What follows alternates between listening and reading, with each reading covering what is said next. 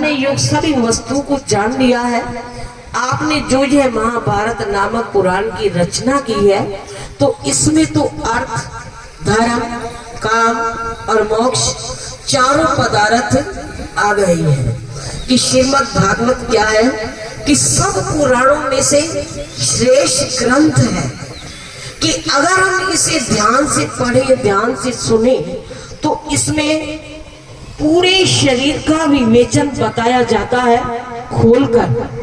कि जो हम योग करते हैं ना, कि अभी हम जब आए ना पार्क में, तो चारों तरफ क्या देखा कि सभी योग में बैठे हुए थे, आसन लगाकर अपनी योग साधना को कर रहे थे।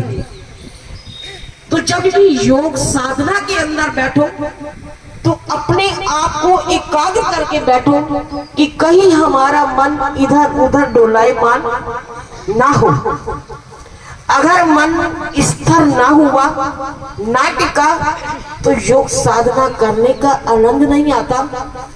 तो इसलिए लिखा है कि इसमें धर्म, अर्थ, काम और मोक्ष, ये चार क्या हैं?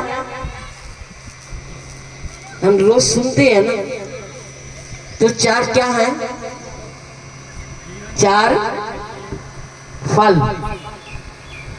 तो सुनते तो हम सारे हैं, रोज हैं, फिर भूल जाते हैं, क्योंकि पीछे से वरदान भी है ना शिव गुरु महाराज जी का, कि अगर हम रोज कथा को याद करेंगे तो हम क्या कहेंगे कि ये कथा भी मैंने सुनी हुई है, ये प्रसंग भी मैंने सुना हुआ है।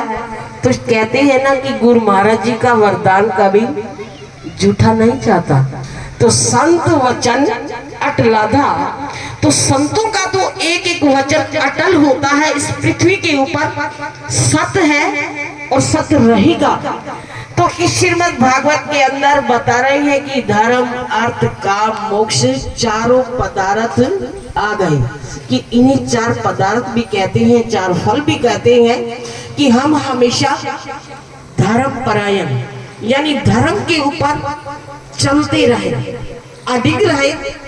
और अर्थ, कि मन में कोई अर्थ ना हो, जो भी कर्म करें तो उसे निष्काम भाव से करें, निस्वार्थ होकर करें। धर्म, अर्थ, काम, कि मन में किसी प्रकार की कोई भी कामना ना हो, कि कामना रहित होकर हम कर्म को करेंगे तो वो हमारे जीवन के लिए सुखकारी होगा, फलदायी होगा, तभी हमें मोक्ष पद की प्राप्ति होगी। तो इस मोक्ष को पाने के लिए हम सारे ललायित रहते हैं कि मुझे मोक्ष मिले। तो मोक्ष मिलेगा कैसे? कि जब हम सतगुरुदेव के पावन चरणों में अपने मन को लगाएंगे। कि जैसे जब नारद जी ने उन्हें, कि जब नारद जी मन ही मन इस बात को सोचने लगे कि मुझे भी ज्ञान मिले, तो वह यह अविनाशी परमात्मा सबसे सुंदर, सबसे शक्तिमान व सब कुछ जानने वाला, इसकी मृत्यु नहीं होती, प्रकृति की कोई भी आग इसे नष्ट नहीं कर सकती। इसका भजन इसी रूप में करना चाहिए जिससे इसका सुंदर रूप मन में सुख प्रदान करे। इसकी अथाह शक्ति मन को धीरज वाला बनाई। तो इसी सर्वव्यापता मानव की दृष्टि को व्यापक बनाए।